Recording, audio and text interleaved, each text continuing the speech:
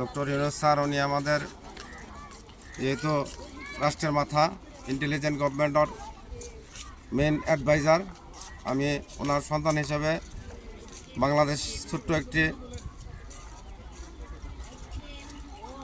গরিব কান্ট্রি, পুর country, river country.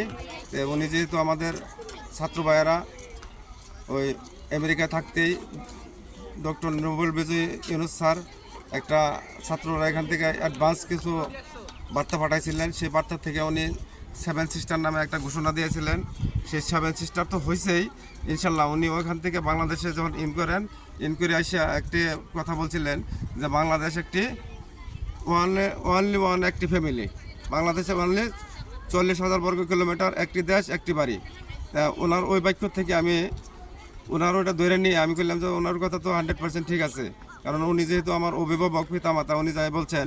তো আমি ওনার থেকে ওইটুকু শিক্ষা মানে ওই উনি যে দোয়া করছেন ওনার ওই অপরের থেকে আমি মনে মনে আঁকছি যে ওয়ার্ল্ড একটি পরিবার, অর্থাৎ আদম সন্তান, আমরা আদমের সন্তান, আশরাফুল মাখলুকাত, মানুষ সৃষ্টির সেরা জীব।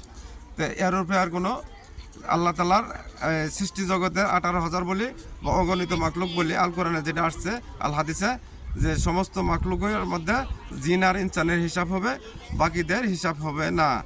তো যেহেতু আমরা এই আওয়াল নবী, আখিরি নবী, আওয়াল অর্থাৎ আদম আলাইসাল্লাম, মা হাওয়া আলাইসাল্লাম, আর শেষ নবী হইল আখিরি নবী লা ইলাহা ইল্লাল্লাহ মুহাম্মদ রাসূলুল্লাহ সাল্লাল্লাহু আলাইহি সাল্লাম, যে আল্লাহ ব্যতীত কোনো মাবুদ নাই, হযরত মুহাম্মদ সাল্লাল্লাহু আলাইহি সাল্লাম আল্লাহর প্রেরিত বান্দা ও রাসূল।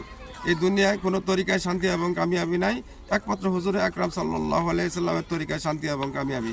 এই শান্তি এবং কামিয়াবি কী করিয়া আমার ভিতরে নিজে আমল করতে পারি এবং সমস্ত আসমান জমিনের ভিতরে আল্লাহর কায়কিয়া নামতের ভিতরে যা কিছু সৃষ্টি করছেন সকলের ভিতরে কেমন এটা প্রসার করা যায়, এই হলো আমার চিন্তা ভাবনা।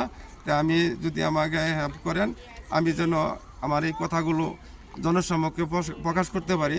তে এখন দেশের দুরবস্থা চলতেছে, কারণ যেখানে দাঁড়িয়ে কথা বলছি এটি কোনো এক সময় শুনছি মুক্তিযোদ্ধারা যে সংগ্রাম হয়েছিল, দেখি নাই, শুনি নাই। আমার ওই সংগ্রামের সময় এক দাদা, বড় দাদা ইন্ডিয়া চলে গেছেন, উনি ইন্ডিয়া আছেন, ওনার বহুত বড় সংসার হয়েছে, দাদারা কোনো সময় দেখি নাই।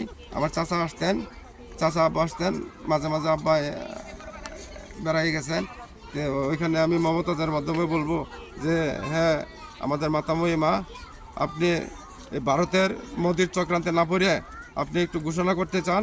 আপনি যদি ভারতে শুনেছি 20 রাজ্য নাকি বাংলাদেশ, ইন্ডিয়ার যে স্মল যে রাজ্যটা ওর সমানও বাংলাদেশ নয়, অতএব আপনি একটি ঘোষণা দিয়ে দেন যেন আপনি সমস্ত ওই আপনি মমতাজ মানে আপনার ভিতরে মায়া আছে, আমি দেখতে পাচ্ছি আপনার কথাগুলো, আপনি যেখানে যান শুনি, কিন্তু আপনার বিরুদ্ধে ইদানিং এই জুলাই আগস্টের আগে মোদি একটা চক্রান্ত